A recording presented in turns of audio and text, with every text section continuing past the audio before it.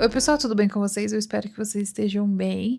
Antes de mais nada, eu gostaria muito que você curtisse e me seguisse para ajudar aqui o nosso canalzinho a seguir aí, né, na peleja que é esse YouTube. Eu queria começar esse vídeo um pouco diferente. Na verdade, não é sobre livros, mas sobre talvez culpa, sobre como em algum momento o livro deixou de se tornar uma experiência íntima, maravilhosa, belíssima e acabou se tornando, né, um tribunal moral, onde sempre alguém tá lendo certo e alguém tá lendo errado. Se você é do lado que tá lendo errado, você sente e você sente muito. E muitas das vezes a gente não sabe explicar, né, mas a gente consegue sentir. E recentemente eu entrei nessa bolha literária, né, como eu tinha falado em outros vídeos, eu comecei a trabalhar home office. Eu tô tendo mais flexibilidade no meu trabalho, então eu ingressei, né, eu me permitir ler mais livros e até abrir um canal para falar sobre livros, porque eu não tinha com quem conversar.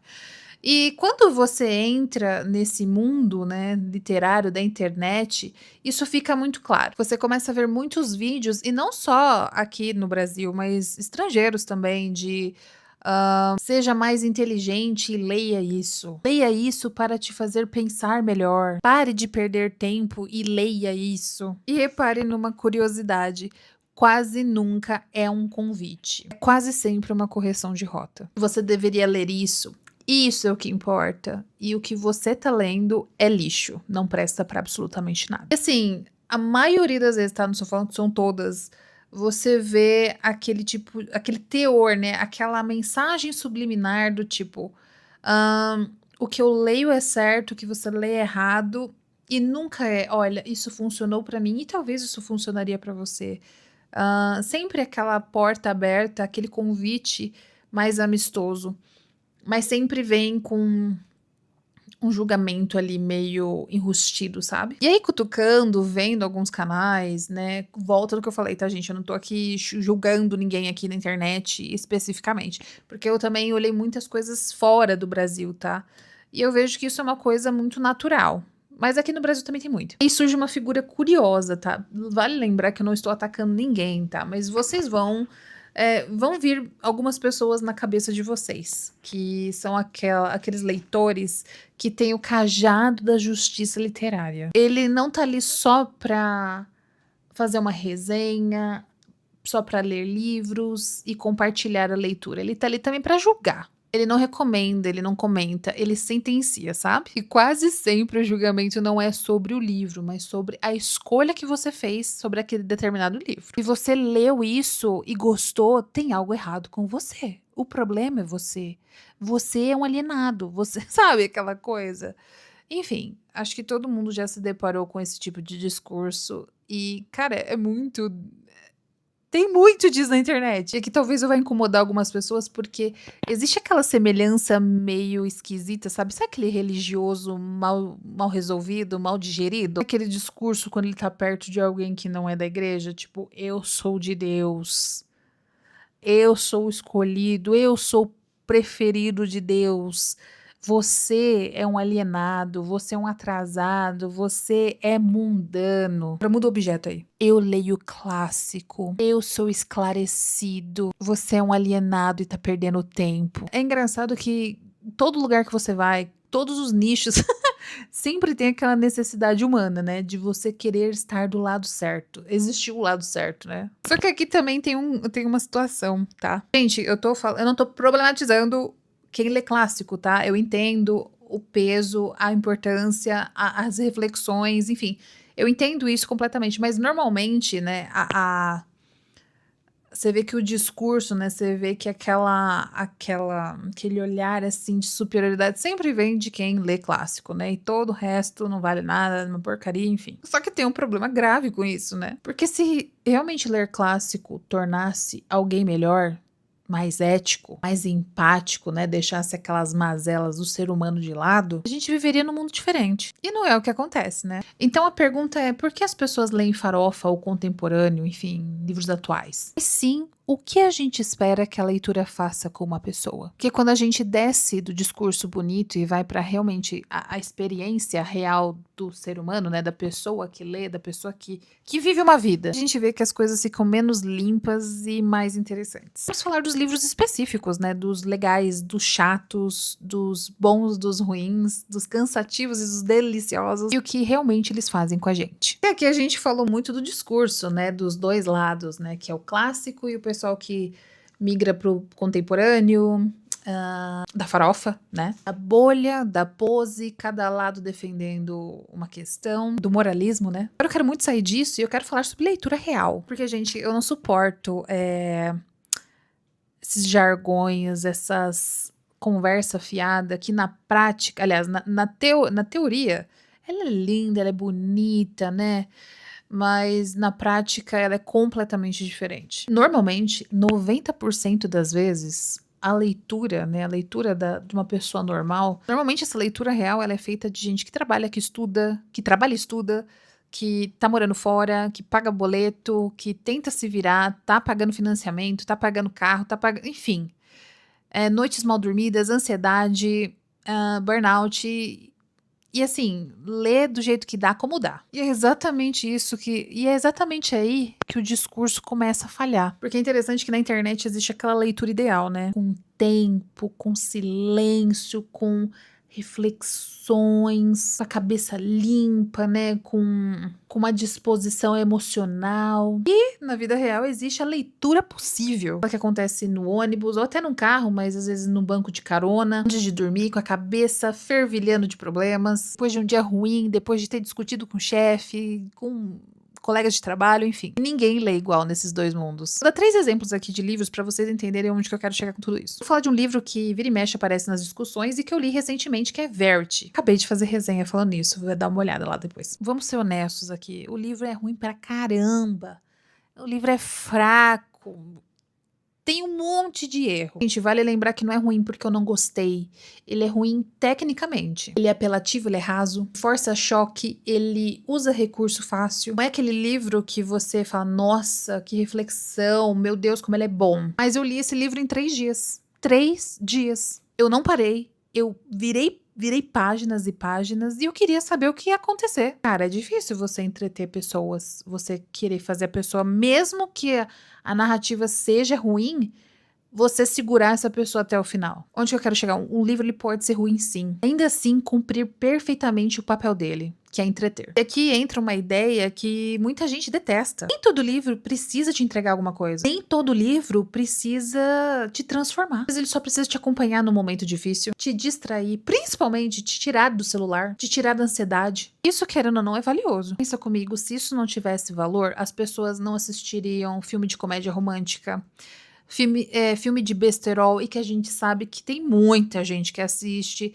que tem muito advogado, cientista, programadores, que pessoas que ganham bem, que são pessoas bem-sucedidas, são pessoas muito bem informadas e que gostam no tempo livre de assistir um besterol. Ninguém ouviria Mamonas Assassinas, ninguém jogaria, por exemplo, videogame, enfim. Mas curiosamente, o livro ele carrega essa carga. Se você lê um besterol, se você lê um livro contemporâneo, se você lê um livro farofa, você é um alienado, você é um tosco. Deixa eu abrir um parênteses aqui. Certeza que você já leu um livro que foi massacrado e que você amou, e você ficou com vergonha de falar porque você ficou com medo do que as pessoas poderiam pensar de você, da sua índole. Eu tenho certeza também que você já fingiu empolgação num clássico que todo mundo aclamava e você não achou nada disso. Eu já pensei isso também. Eu li A Morte de Ivan Ilitch e eu pensei exatamente isso, porque eu não achei nada demais. Entendo a mensagem, entendo a proposta, mas assim, não mexeu do jeito que mexe com muitas pessoas. E, gente, é isso, a vida é isso. Principalmente quando você entra no YouTube, né, e você vê muita gente também falando, né, demonizando esses livros fáceis. Você se sente uma pessoa atrasada, você se sente uma pessoa burra, você se sente uma pessoa menos que as outras. Você não é preguiçoso, você também não é raso. Sua cabeça não vai corroer porque você tá lendo Verity. Você só tá lendo algo que tá dentro da sua realidade. O problema não é você ler Verity, é o que vem depois de você ler Verity. É aquela pergunta, né? Será que eu deveria estar lendo isso? Principalmente, será que eu deveria estar gostando disso? Será que eu estou perdendo o meu tempo? E essa culpa, ela não nasce do nada, ela é ensinada pra gente. Ela vem de um discurso onde leitura é um investimento moral. Eu vou dar aqui outro exemplo de livro, tá? Eu li esse ano Warbreaker, do Brandon Sanderson. Também vai ter resenha, eu ainda não editei, você acredita? Mas enfim, vamos falar dele. O livro, ele tenta ser uma fantasia mais séria, mais elaborada, mais importante. E o livro, obviamente, tem alguns problemas. E nitidamente no livro você vê furos, você vê personagens que estão lá mais pra função do que propriamente como pessoa, né? Como pra você se encantar, pra trazer alguma, enfim, alguma coisa. Você vê algum esforço consciente de algumas pautas, tá? Mas mesmo assim, gente, eu amei esse livro. Eu me acabei de rir, eu me diverti horrores lendo esse livro. Principalmente, eu amei estar dentro daquele mundo. Isso não é falta de senso crítico, a gente consegue ver nitidamente os problemas, né, que tem no livro. Você consegue identificar ali o que dá certo e o que não dá certo. E isso não é falta de senso crítico, isso eu acho que é mais uma honestidade. Eu sinto que a internet, ela detesta essas nuances. Porque ou o livro ele tem que ser genial, ou ele é um lixo, entendeu? Ele não é assim... Você entender que ele tem lá suas falhas, né, que não é um mundo ideal, não é exatamente o que você gostaria de estar lendo, mas você se divertiu, você gostou de alguma forma. Ou ele te eleva, ou ele te emburrece. Mas a gente precisa entender que o leitor, ele vive, né, num mundo muito mais confuso. Ele vai ler coisas medianas e vai adorar. Ele vai ler coisas boas, entender que é coisas boas, relevantes, e vai abandonar no meio do caminho, né, porque a vida é isso. Ele vai ler clássico que respeita e, principalmente, ele não vai romantizar todo o processo, porque é difícil, é penoso. E às vezes vai demorar muito tempo pra terminar de ler. E o que me fez lembrar que eu li também Memórias do Subsolo, né? Um classicão, Dostoiévski, né? Que todo mundo hoje que fala que lê Dostoiévski, nossa, né? Já sobe ali no grau dos intelectuais. É um livro importante, é um livro cheio de ideias, reflexões. O livro tem 150 páginas e eu demorei 3 meses para ler. 3 meses! 3 meses. Não acho que tenha sido falta de capacidade, muito menos falta de interesse. Mas foi cansaço. Eu fui tentar ler um clássico num período que eu tava trabalhando, que eu tava entrando no financiamento bancário do meu apartamento, tava vivendo um monte de coisa. Eu simplesmente lia assim, em pedaços. A escrita ela é pesada, ela é repetitiva, ela é intencionalmente incômoda, desconfortável. E o livro, ele quer te prender naquela mente. E ele conseguiu. A gente precisa reconhecer que tem coisas boas que vão ser cansativas, que vão ser chatinhas. Algo pode ser importante, vai trazer bons frutos, né? Repertório, vocabulário e etc. E ainda assim ser maçante, ser cansativo, ser penoso. Admitir isso não te faz um leitor pior. Porque tem muita ideia tóxica por aí de que, tipo, quanto mais difícil, melhor. Quanto mais você sofre no processo, mais valioso é. E até aqui tudo parece muito individual. Gosto pessoal, experiência pessoal, ritmo de vida. Mas essa culpa não é só minha e nem sua. Ela é cultural. Principalmente ela é brasileira. Eu sinto que brasileiro normalmente gosta de trabalhar nessas conversinhas afiadas aí. E ela sempre aparece do mesmo jeitinho, culpando o gosto das pessoas pelo problema do país. É aí que a conversa muda de nível. Porque quando a gente começa a culpar a literatura fácil, né, as farofas, pela pobreza cultural, a gente para de olhar para o que realmente importa. Até agora a gente falou do leitor individual, né? Do cansaço, dos problemas pessoais, da culpa, do prazer, da experiência. Mas em algum momento essa conversa ela sai do quarto, sai da estante, ela sai da cama antes de dormir, e aí ela começa a virar um discurso social. É aí que o negócio fica perigoso. O brasileiro ele tem um hábito curioso. Quando algo não funciona direito no país, a culpa nunca é estrutural. Nunca é da fraca educação básica, desigualdade, acesso limitado, principalmente escola que mata o prazer da leitura. Não, a culpa é sempre do gosto do povo. O brasileiro só gosta de porcaria, o brasileiro não lê coisa boa, por isso o Brasil é assim, por aí vai. É sempre essas discussões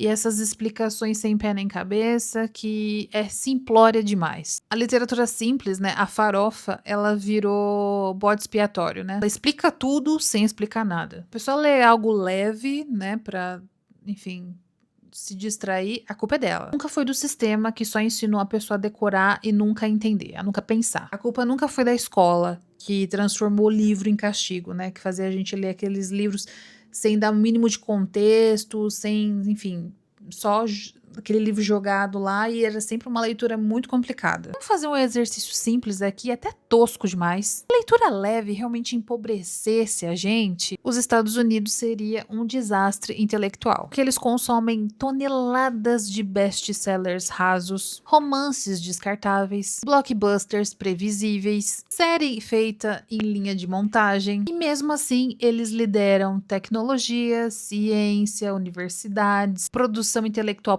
pesadíssima. Então não, farofa não destrói o seu senso crítico e nem corrói o seu cérebro e nem te faz ser uma pessoa estúpida. Por isso surge, né, aqueles argumentos romantizados, né? Ai, olha só os russos, né? Olha os romances russos. Como se Dostoiévski tivesse criado uma potência, né? Principalmente, não foi a leitura obrigatória que criou os clássicos russos, né? A gente usa essa premissa, né? Se os clássicos russos realmente mudassem a vida dos russos, né? Eles não estariam vivendo como vivem, né? Não estariam em crises econômicas, sempre em conflitos, né? Vivendo do jeito que vivem, passando pelo que passam, enfim. Para vocês verem assim que nada garante nada.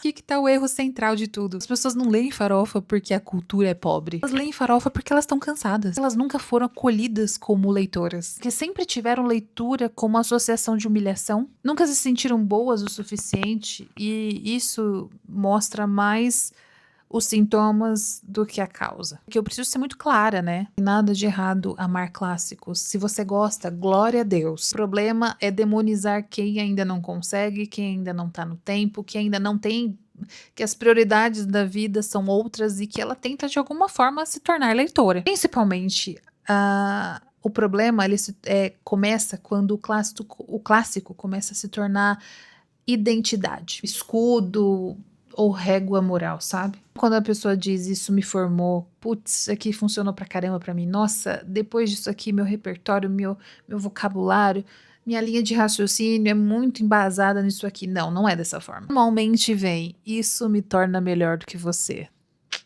E aí é foda. Hoje nós temos esses clube do livro, clube da literatura, que curiosamente só focam em livros clássicos. Obviamente eu não desmereço, tá?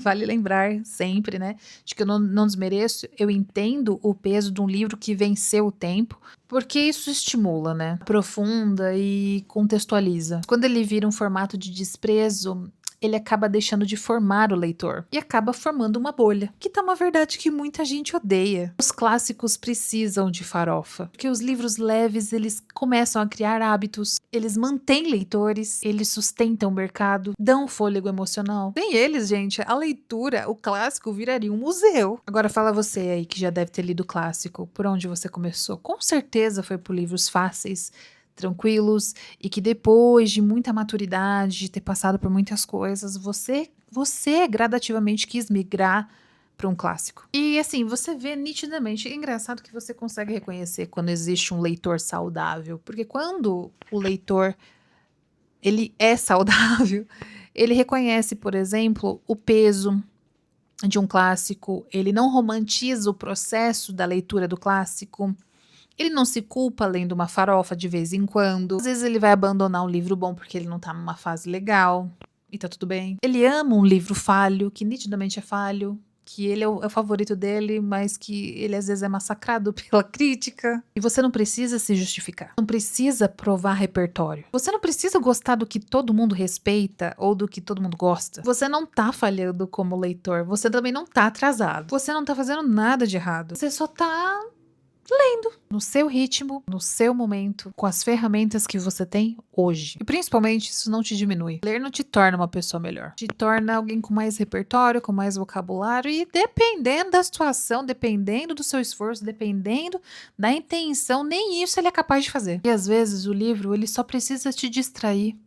ele só precisa te entreter. Às vezes o livro ele só precisa te divertir, ele só precisa te tirar do marasmo, às vezes desse vício desse celular. Isso já é mais do que suficiente. Pelo menos você tá começando de algum lugar. Quem ama literatura quer mais leitores. Quem ama status quer menos. Se você lê clássicos, ótimo, Deus te abençoe por isso. Se você lê farofa, ótimo também. Se você lê os dois, nossa, provavelmente você tá vivendo o melhor de todos os mundos. Porque o problema nunca foi o livro, sempre foi o ego. Esse vídeo te fez se sentir menos culpado com o que você gosta, então ele cumpriu o papel dele. Porque leitura nunca foi um tribunal, ele sempre foi um encontro. Se você gostou desse vídeo, se você não gostou também, ou se você tem alguma coisa a acrescentar, ou você não concorda, deixa aqui nos comentários. Mas antes, me curte, me segue e a gente se vê no próximo vídeo. Um beijo!